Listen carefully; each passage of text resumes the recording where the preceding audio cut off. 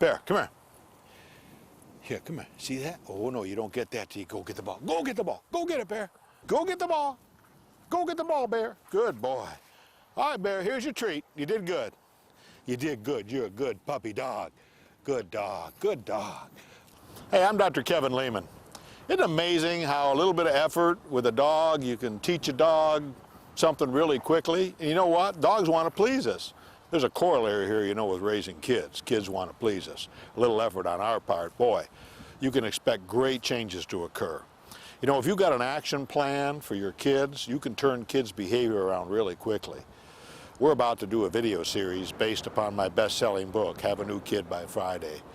And in that, there's an action plan for you as parents, and you're going to love it. Little effort on your part can pay great dividends for you as well as your child. I hope you'll join us. We're going to get started in just a few moments. Come on, Bear.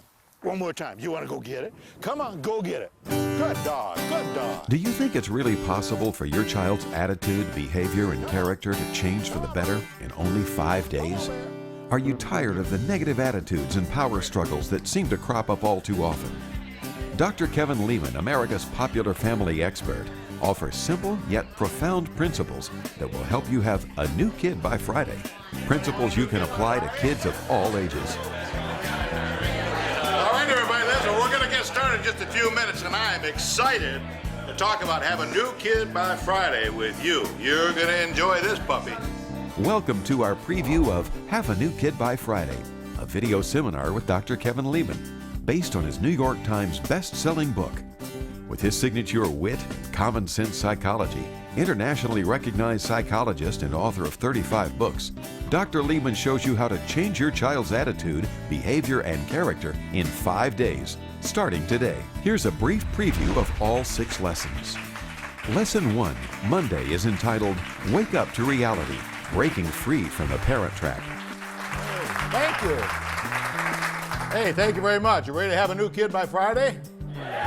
Welcome to our live audience, and even more important than our live audience, you I'm watching us on video in those small groups. You know, we do this for a reason, because we want to be better parents, and all of us share that goal. And this is what this series is all about, equipping you parents to become better parents. And have a new kid by Friday. Think about that. Have a new kid by Friday. I know what some of you are thinking. You're thinking, hey man, that's impossible. Have a new kid by Friday. Well, you'd be surprised how much you can achieve in just a short period of time. If you're married and you've got little ankle biters, 5, 6, 7, 3, 4, 5 years of age, find a room in your house and just kiss, make out. Just slobber up some good ones, okay? What do the kids do? They come in from left to right field, and they come in like little torpedoes, and they come right up between you. Why? Because children are the enemy, that's why. No. They do that because kids get comfort, emotional comfort, by knowing that what? Mommy and daddy are together. There's people watching us who are in blended families. They don't blend, they collide. But you better be shoulder to shoulder in that marriage, or I'll tell you, those kids are going to bury you. They've already been hurt once. So they need the reassurance that this love is for good. And see, the temptation on this Monday session, okay, is to go home and say, all right, everybody listen up. We are going to have a new family starting tomorrow at 0800. Don't do that. This is just Monday. We're talking Monday, Tuesday, Wednesday, Thursday, Friday, fun day. We got a lot to go yet. This is just Monday. Lesson 2, Tuesday, is entitled Caution, Children Growing Up Here, What Kids Need That Parents Must Deliver. I'm telling you this because everybody doesn't know that. They don't know how important safety and security is for kids. And in our culture, safety is huge. Don't believe me? Watch what you have to do when you drop your kid off at the church nursery. I mean, they take your photograph, your fingerprints, your car keys, take pictures of it from 3 different sides, take a lock of your hair. I don't even tell you what they do when you try to pick the kid up. Kids do need structure in their life for the day, for the week, for the month, whatever. Piano lessons are organized. Teachers' plans are organized. Band and orchestra is organized. Almost any activity is organized. Why? Because kids learn best in situations where there's some organization. And after their place and priorities, you need to know their peers. Now, there's the understatement. You got to know your kids' peers. And if your kids have good friends at this point, you're already on second base. You're off and flying. I am an advocate of home games, which means invite kids to your house. That way you get to see who the kids are hanging out with. I don't know, a lot of people wrote me off. I dedicated my very first book to my high school counselor, who said, Leman, with your grades and your record in the school, I couldn't get you admitted to reform school. You know, I'm so thankful that I had parents that didn't write me off. Now, think for a moment. Where's the monkey of responsibility here, what we've talked about in this lesson? Where does it end up? Right on your back. It's all about you. You make the difference.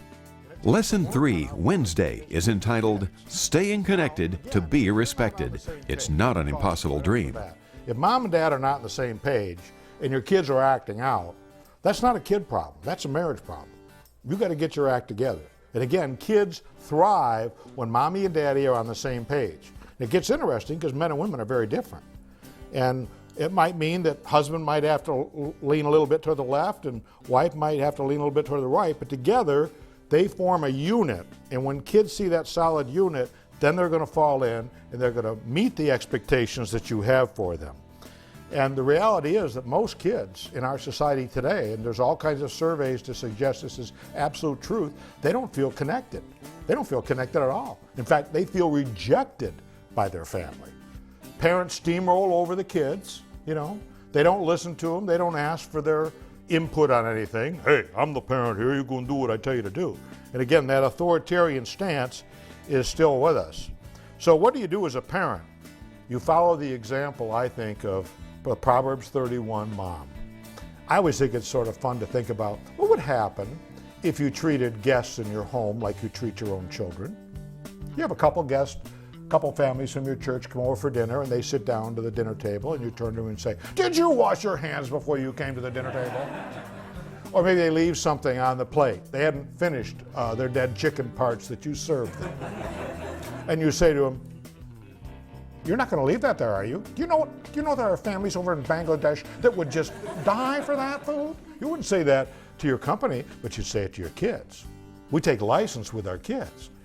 And I'm just telling you that they need to see your heart, and your heart has to be a loving heart at all times. Lesson 4, Thursday. Check your attitude at the door. Dudes and dudettes with tudes not permitted inside. Yes. 3 words pretty well sum it up for me. Number 1 is respectful. You want respectful kids, and you want responsible kids, and you want resourceful kids. Now, how do you suppose you get a kid that's respectful? Duh, how about by showing him respect? How do you get a kid that's responsible? By holding him responsible, by giving him responsibilities. How do you get a kid that's resourceful? By setting up situations where the kid can figure things out. Kids need to learn to do things in the home. They need to learn things about how to handle life. And lots of what you do and I do as parents is just say, hey, good job, now you're catching on, now you're getting it. And the kid begins to take in what? The positive message, hey, I can do it, I can make a difference. One of the greatest things you can do with your kids is say, honey, would you forgive me, I shouldn't have said that. When you say those kind of things in front of your kids sit back and say, you know what, I'm really blessed to have a mom or dad who understands that. You know, a lot of kids sport a tude today. You know what a tude is? These are kids who, they're a little cocky, they think they're a little better than everybody else.